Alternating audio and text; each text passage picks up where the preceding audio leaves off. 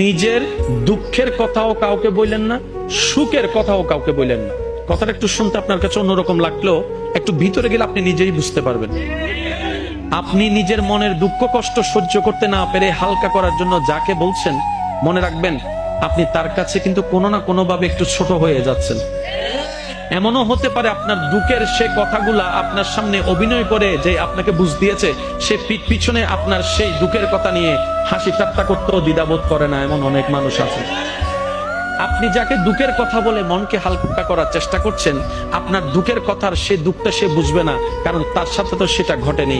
সেজন্য আপনাকে 3 মাস 4 মাস 3 বছর পরও হয়তো আঙ্গুল তুলে দেখাই দিতে পারে, সেই কথাটার কথা দিয়ে খোঁটা দিতে পারে। কথা বলেন ঠিক কিনা? দুঃখের কথাও মানুষকে বলে শান্তি নেই। এবার আপনি বলবেন ভাইয়া সুখের কথা কেন বলবো না?